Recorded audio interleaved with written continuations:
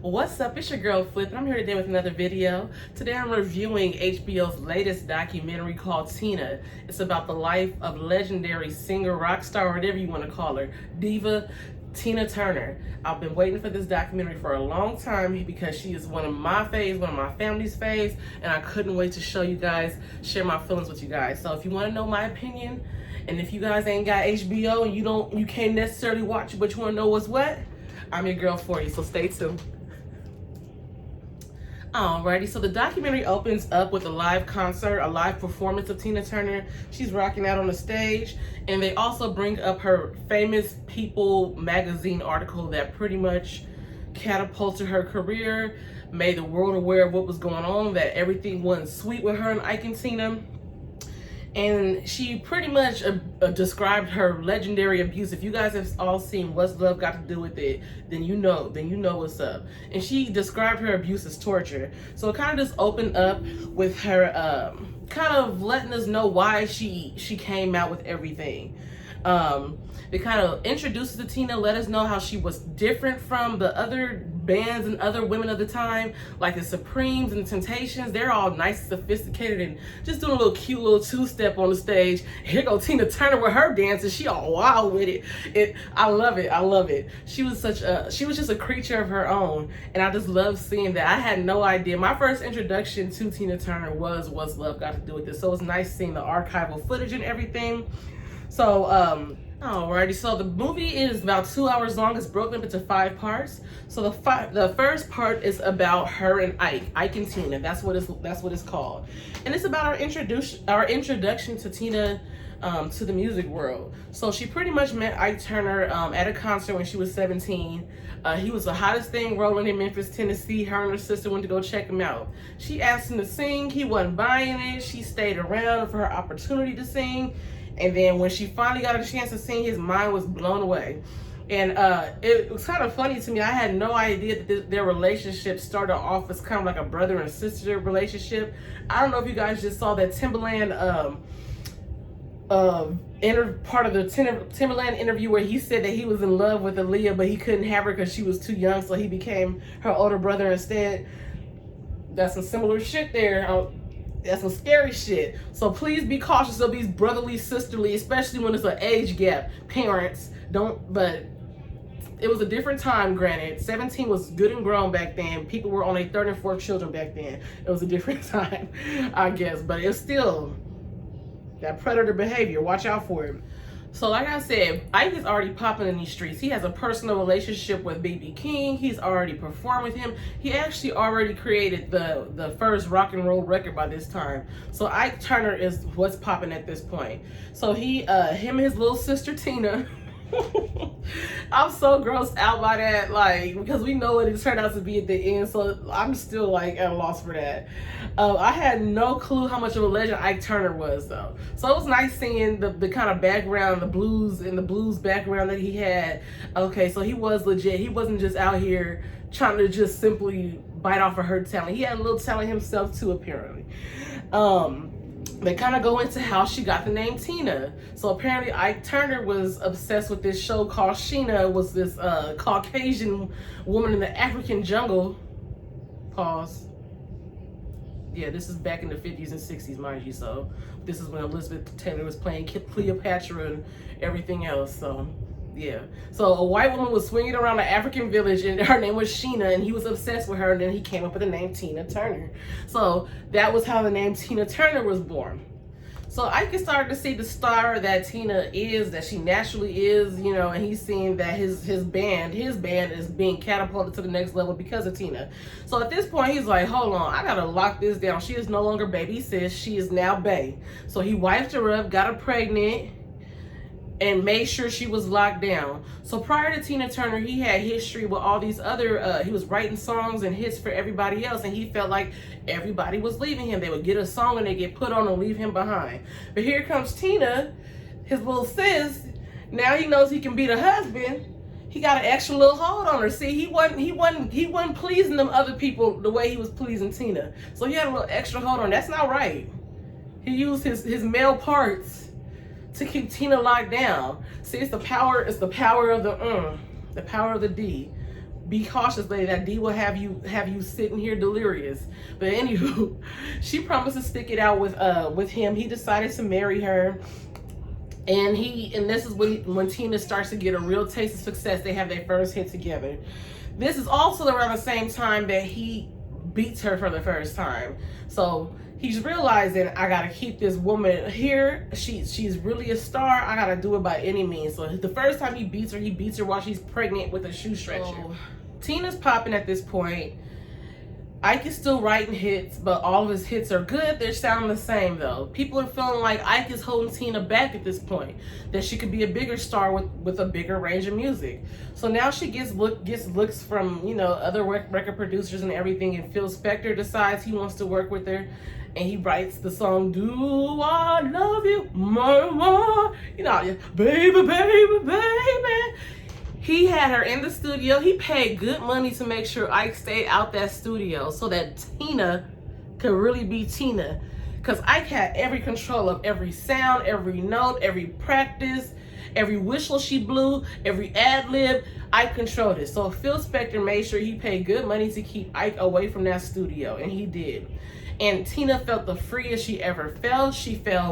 She felt the most creative she ever felt, but it just really sucks because the song didn't chart the way that they expected it to. And it was kind of a slap in the face as she goes running back to Ike. And I hate that it didn't work out for her, because had that song blew up, that could have been, she wouldn't have had to go through all the stuff that she went through later with Ike Turner. So now we're in part two. Part two, she goes back to Ike Turner and starts performing with him again after the failure of her song with Phil Spector. And we also get a little background of Tina Turner. We all know she grew up in Nutbush City Limits. So we got taken back to her town in Nutbush and learned her background. I had no clue that her parents were poor sharecroppers. The mother endured all types of abuse from the father on a regular basis, and it was just a regular thing for her to see. And this just goes to show, like, abuse is a cycle. Like, if you want abuse to stop, you have to make sure you don't expose future generations to that shit. So here Tina goes seeing her mom getting beat up, and she's used to seeing her mom at the, you know, even though they're poor, she loves just seeing the side of her mom. Then all of a sudden her mom just disappears. Her father just oddly disappears after this. If you didn't know any better, you would think, okay, did he kill this woman and now he's on the run? But they just up and left the kids with a cousin and just let them fend for themselves from that point on.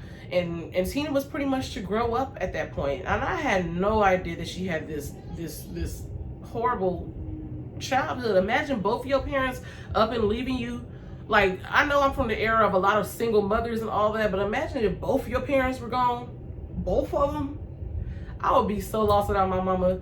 And look at the great star that she became anyway. So yeah, Ike is playing the shy, bashful part, but it's revealed that Ike is actually insecure about having conversations with educated people. Maybe it's because he had a lack of education too. I know Tina did, but Tina was comfortable and was able to acclimate herself to her surroundings. Ike didn't have that skill. So maybe it was a little jealousy with that too, where he had to stay quiet and let Tina be the star. Maybe Ike low-key wanted to be the star himself. I don't know. But I just found it kind of odd. She was protecting him at that point and making him be the shy, bashful type, knowing what the hell he was doing to her at home. And that was probably his doing. He probably said, I'm gonna sit here and not say shit, and you gonna answer the why I'm not saying shit. They finally get their hit record, Proud Mary, you know, rolling. We all know Proud Mary. It's like her #1 song. So that was the hit record that they've been waiting for all this time. But now Ike is obsessed with getting hits. So he gets a studio built in the house. He's making Tina practice around the clock. She can't even ride in the car to go get a meal, some chicken nuggets, without even having to go over her notes and do her do re mi fa sol la ti dos. So Ike is sitting here running her into the ground to keep her energy up. They're now doing drugs. Everything is just spiraling out of control. And it just goes to show, once you get a taste of fame, you're never satisfied, I guess. For some people aren't just satisfied with the level of fame they're getting. And it's cool to be motivated, but it's also a point where you go too far to you're trying to force shit to happen. So now drugs are introduced into the equation. On top of their great success, they're trying to recreate this success. The abuse worsens. We get to hear from Tina's son, and he's describing some of the abuse that he saw and that he witnessed, and how horrible and how much respect that he lost for Ike during that time. And this ultimately led up to Tina going through with the suicide attempt. She took a whole bunch of sleeping pills, and luckily they were able to resuscitate her and pump her stomach. And instead of Ike being the supportive husband and realizing this is a cry for help, maybe I should change my ways, he looked at it as a sign of attention seeking because of his cheating. Just a narcissist had to make it about himself. Oh, she's mad I'm cheating, so she did this to get attention. Like, that's just some ugly shit. This woman sat here, almost killed your moneymaker, almost killed herself, and you're mad that she was trying to get attention. That's what you pretty much summed it up as. So during this time, Tina's realizing, like, hey, I'm not getting my happiness in music. I'm not getting my happiness in Ike.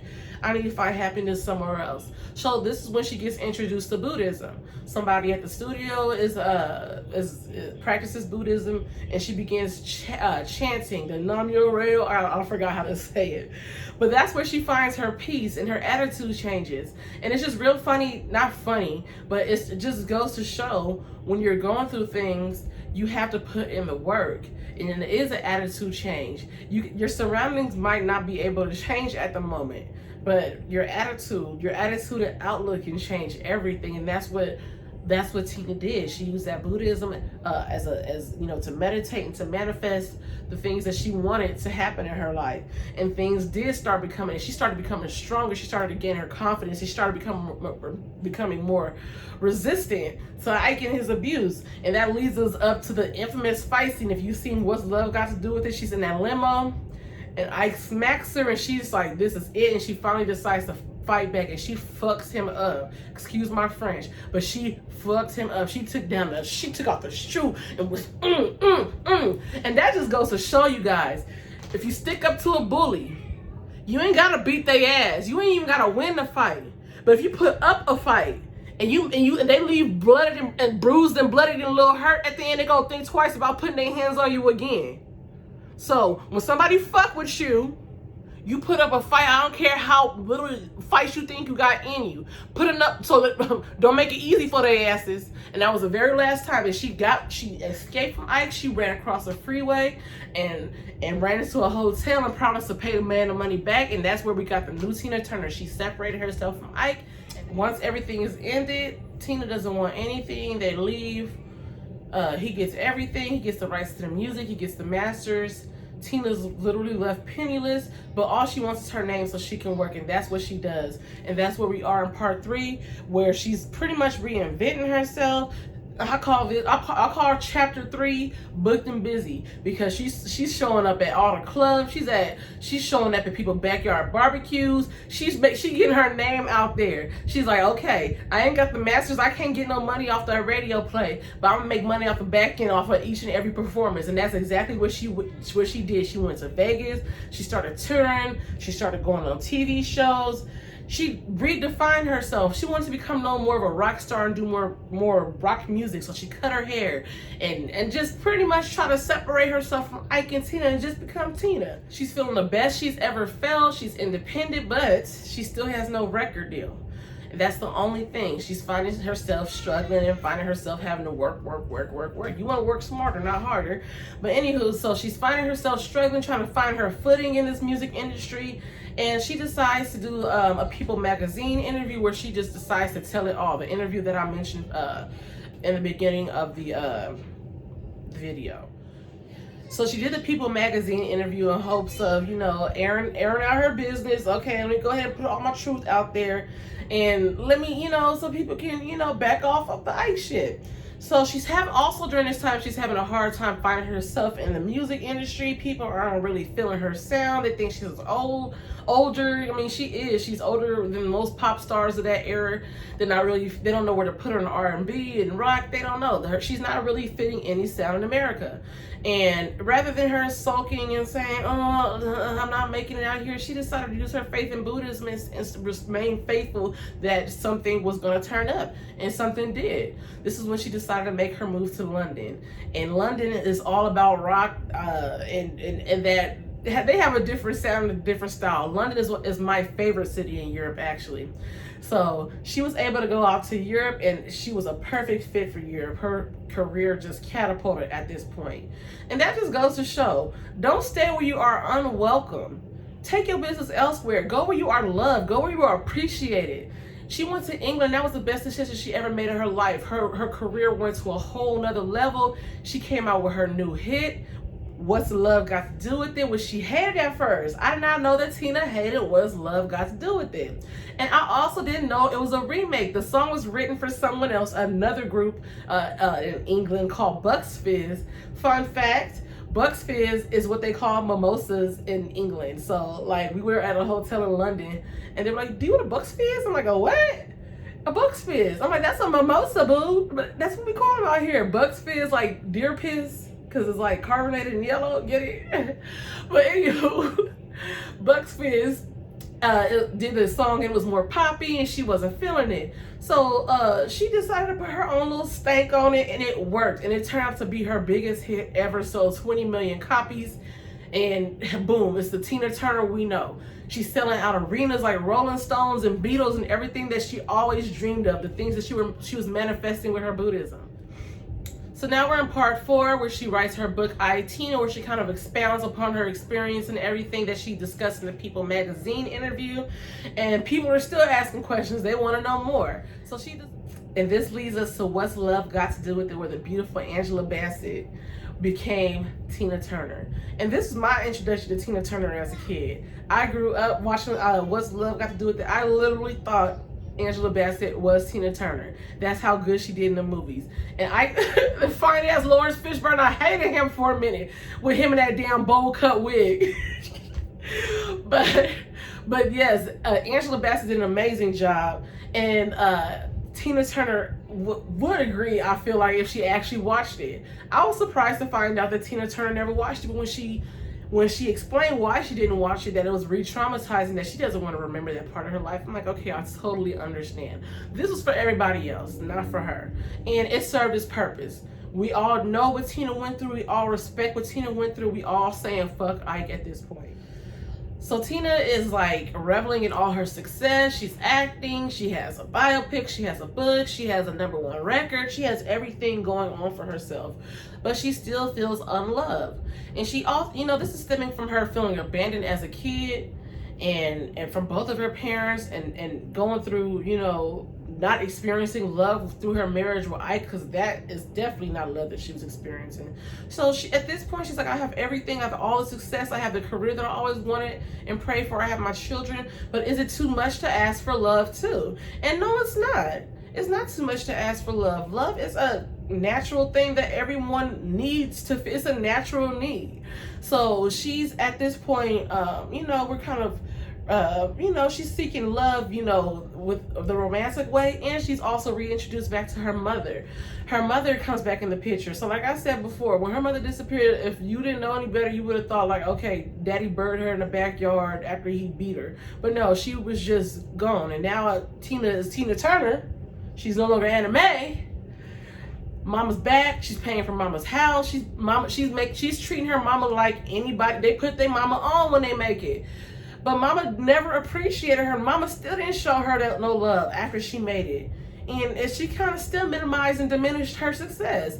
And I just kind of hate that Tina Turner had to go through all those things, even to, for your mom to not even, like, I don't know. I really do hope. It's a shame that she still felt unloved after doing all that she did for her mother, and that her mother, essentially came back when she was popping again.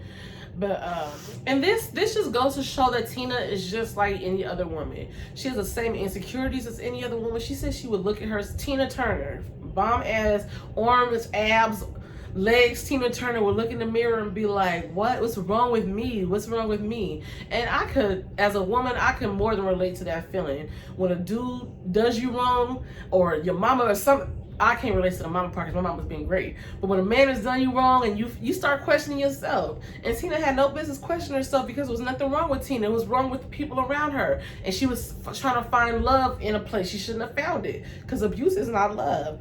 So this is when we're this is when we go into part 5. She's introduced to her driver that she falls in love with. He's younger than her. They date forever, and they get married 27 years later, and they live in Switzerland. And Ike finally dies, and she's finally lets go of all the anger that she was experiencing towards Ike. She realizes that the man was sick. She no longer felt any hostility towards him anymore. She was laid up with her new bae. She was experiencing real love for the first time. And she's now doing great. She's kind of retiring. She kind of put a stamp on her career with the new Tina Turner musical that's out and that's touring. My mom and my cousin actually went to go see it when we went to London last year, or in 2019. They said it was amazing. And I definitely want to check it out when it gets to America. So final thoughts and opinions on the movie. The movie was spectacular. Like I said, the only real knowledge I had of Tina Turner growing up was seeing What's Love Got to Do with It, and my family stayed karaokeing some hey hey hey hey. So Auntie Tracy, shout out to Auntie Tracy, that's her karaoke. So one more time. That's Auntie Tracy cut. But yes, I always grew up on Tina Turner. I knew Ike whipped her ass. I knew them legs and them arms and that body was snatched. But it was just nice seeing what Tina Turner was for the culture. It was nice seeing that archival footage. Like, I just knew Tina Turner was like a historical singer. But just to see how much she stood out amongst the Supremes and the hoity-toity baby love cutesy girl, she's on the stage rocking out. Like, I loved it. Her performances were energetic. You know how people say, like, okay, Beyonce singing is like, it's cool, but you go to see Beyonce, you go to see the performance. And that's exactly what Tina Turner provided for you is the experience. And people cannot, not everybody has that gift and that talent to keep you enthralled and to get you feeling, to get you jumping, and to get you excited. Like, I don't exactly feel the Holy Ghost how Oprah said it in the movie. I love how they had a celebrity people giving their input. We had Angela Bassett, we had Oprah, we had some other people talking about how much they love Tina and just giving their paying their respects. Overall, the documentary is just motivational. Like, if she was able to withstand everything that she went through, being abandoned by her parents, having an abusive husband who relentlessly beat her for years and years and years, having your royalties and everything snatched away, and to still overcome all of that and a triumph in the end. Like, the little problems I got going on ain't shit. So it makes me want to get up off my ass and say, girl, you ain't going through nothing. If Tina can do it, you can do it. Another thing this documentary did was make me question, like, the media. Like, the celebrity transparency. Like, we want the transparency, but it kind of opens up a Pandora's box, because it's like, where does it end? You gotta eat all those. Come on. And eat. Come on. He acting like he wanna go home or go to bed. Okay, so this documentary made me kind of question, like, the media, like, and just us as consumers. Like, the fact that Tina felt like she had to, well, after she came out with her People magazine interview, after she had to come out with a book and come out with a movie, because she felt like she just had to keep sharing more and more. And it just makes me feel like kind of bad as a consumer. Like, she felt like she had to do that, despite the fact that it kept making her uncomfortable. So it's like, dang, do we get kind of demanding of these celebrities and wanting to know more about their personal lives to the point that we're hurting them, that we're further damaging them? So we just gotta kind of take an introspective look when we want to know about our favorite celebrities. Like, what are you doing to your celebrities when you're trying to get all that tea? I understand when people volunteer, but when you keep asking about it and keep asking about certain people, once you see they're done with them, I think that's just kind of disrespectful. And it's kind of make me be a little more reflective of what I want out of my celebrities. Another thing that kind of made me question some things is the whole honor thy father and thy mother aspect of the movie. Now, would Tina have been wrong if she decided to say, hey, Mom, you abandoned me when I was a kid. I'm old now. Fuck you. me personally, I feel like she would have been well within her right. But some people really stand on that honor thy father and thy mother thing. And the fact that she still did all those things for her mother and her mother was still unappreciative, like that absolves her, Tina, of any guilt later on. But at the same time, that's kind of abuse in itself too. You sitting here providing for a person that treats you like shit, like you kind of subjecting yourself to abuse some more. So it's like, how far do you go with the honor thy father and thy mother? Like when you get to a certain level of success, is it owed to the parents? You know, once you really, everything becomes, you know, we wipe the board clean just for the effort of making us look like we have a good relationship to the public. Like, I don't know. Let me know what you guys think down below. Go ahead and check it out. It's called Tina. It's just a one part, about 2 hours long on HBO. If you guys have any questions or any suggestions, go ahead and let me know. And go ahead and let me know what you guys think about the honor that father and that mother thing. If you guys were Tina Turner and you guys grew up with the same background as she did and kind of was abandoned, and you let her become the megastar that Tina Turner became, would you do all the things that she did for her mother? Buy her house, take care of her, and still feel unloved at the same damn time?